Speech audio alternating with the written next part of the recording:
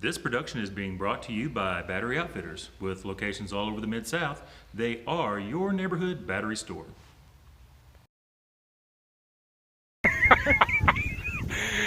Woo! Hey, you see that guy over there in the goofy hat?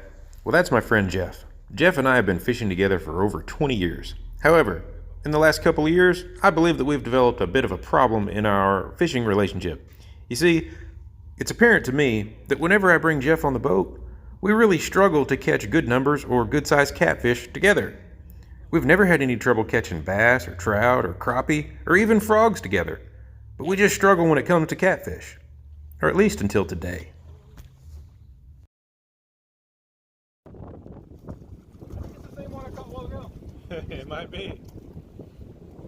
He just followed us over here. About the same size and color. So here's a frequent scene that Jeff and I experience when we're catfishing together. Small fish. I mean, there's nothing wrong with that. It's still fun. But it's not always what we're looking for, you know?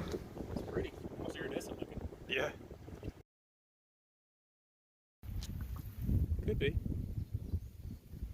Or how about this classic catfishing fail? Relieve it. We finally hook into a good fish, and it swims us right into a tree, eventually getting itself off the hook. Happens to everybody, I guess.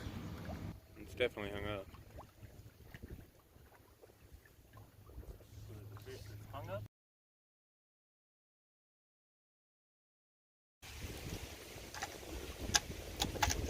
Well, folks, trying to get this episode of Fishing with Lucille going, and we set up in our first spot, and Jeff is hooked up.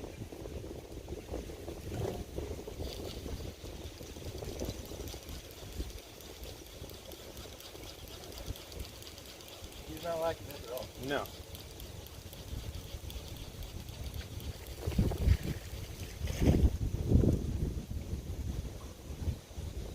Alright, I got all the lines cleared basically.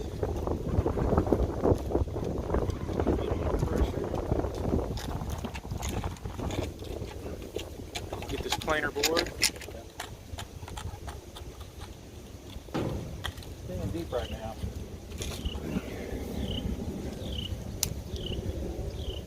Jeff has got a new PB on the line.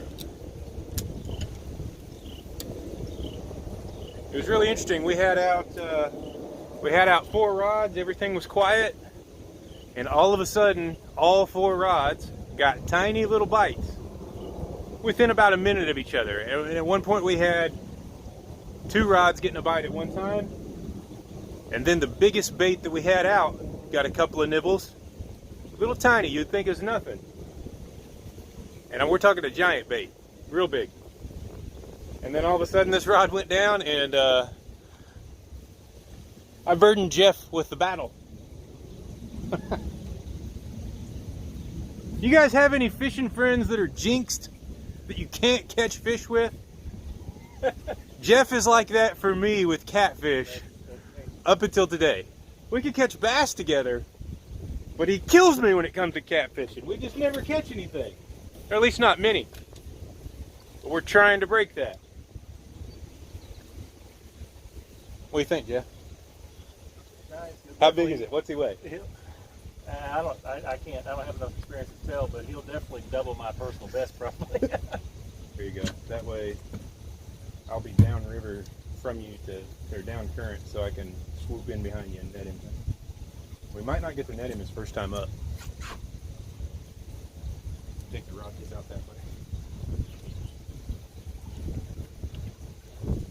Putting Chris Flores' blue cat rod to the test.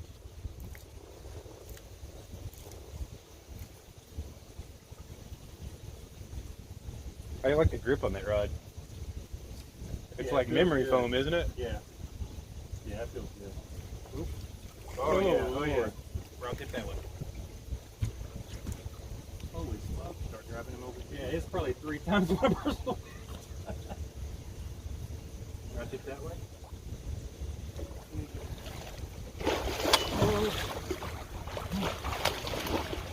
Oh, there we go. Woo! I got it. Yeah. Yep. Just keep the line tight. Ooh. Oh, said I got it. Let me come over here.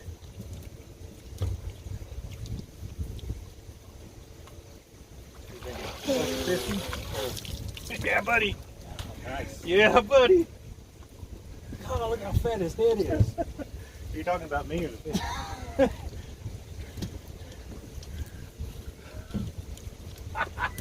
Nice. Nice. Good morning, everybody.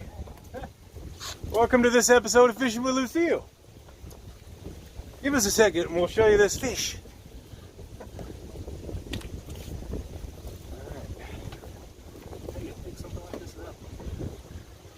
Hey, you know that spot you had on your shirt a while ago? Yeah, well, You're gonna forget about covered that. in it. It just occurred to me that I've never taken the chance to show you guys how I weigh a really big fish on this boat. I've got a nice strong anchor up here in the roof with a 600-pound digital scale that'll hang the whole net. Works out pretty good.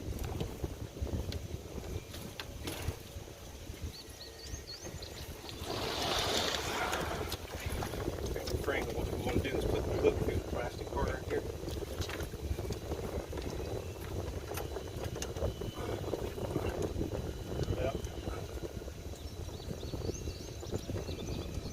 Make sure it's not touching the box. Oh my. Here, check it out. 70.3. Yeah. Ah. Wow. All right. Now, in my opinion, yeah, fish like this, you sacrifice your hand. Yeah. Okay. Fish grips aren't really enough, and it's worth the damage to your hands. Yeah, yeah. So what you want to do is you want to overhand over his bottom jaw, and then get up under. And then you want to roll him up onto your arm. Alrighty, folks, we're gonna get a little release of this fish. Jeff's new PB of 70 pounds. All right, get this net out of the way. Heck yeah. There you go, that's looking pretty good. Woo! All right, it's release time.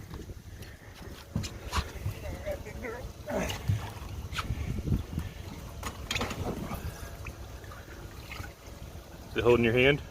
A little bit.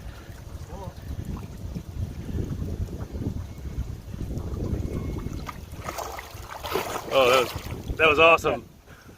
Nice. Nice. So we had 2 rods going down, and the one in Jeff's hand is not either of them, but it's got a fish going. And we've been arguing all day about whether or not Jeff has been a jinx to me in the catfishing world, at least when we're fishing together. We've been disagreeing over it. He's got a theory, I've got a theory. And I'm trying to get him to share it with y'all. We're gonna work on that when we get this fish in. I'll take. What is going on with this fish's face? Oh, never mind. It's the bait. All right. You never know. All right, I'm gonna try to come in behind you. You're gonna have to just start guiding it that way. Just take the rod tip that way. Man, he's funny. This is a current. All right, I'm gonna set this down. I'm gonna have to. I think the current's too strong to do it. Man, it's something. Again on the Asian carp. Yeah. And I'm glad I stomped on that one that jumped on our boat. I'm here to tell you, all you guys out there that are worrying yourself to death over having skipjack, and you're paying all this crazy money to these bait dealers to get you some skipjack, you guys are missing the boat. Asian carp is where it's at. Jeff's PB that we caught this morning was Asian carp. My last few trips out, Asian carp was the only way to go. In fact, the only thing we've had hit skipjack is the bait stealers. It's pretty. Yeah, it's Nice, a male. Nice deep blue. All right, big man. Let's go back. I'll catch you later.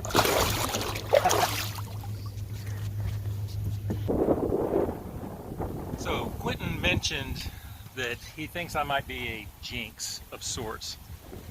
I think the actual issue is the trips that he takes me on. And I am always grateful and always have a good time going, but we don't always catch fish. And I think part of it is that he uses me as a guinea pig or an experiment to go try his new ideas. One new idea of which happened many years ago, so the statute of limitations should be out on this, because we might have been trespassing maybe. But were we definitely? Okay, we were definitely trespassing.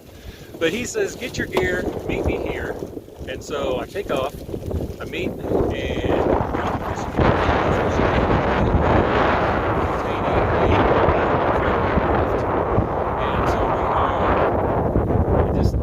experiment. This was his idea of, hey, let's go do this. Now, we didn't catch any fish. We had a lot of fun, but we snuck our way. We got to do some rappelling. Yeah, a little rappelling, a little that's a bonus. Yeah, okay. A little rappelling, fighting our way by the moonlight through trails down to the side of a cliff that led into a quarry that we scurried our way down and made it down in there, inflated the raft, got out there, floated out there for hours, not catching a thing. When we decided that we're not going to do anything, we started heading back, and at that point realized that our inflatable raft, we were sinking. We were sinking. What we really want to know is if you guys have a friend that jinxes. That's what I want to know. Do you guys have a friend that jinxes you? That's all we really want. Or do you have a friend that you drag off everywhere to do experimental? He doesn't even know what he's talking about. Do experimental trips. So, do you have a friend that jinxes you on fishing trips? Tell me below. Name them if you want to. I don't care. Yeah, throw them under the bus. Go ahead.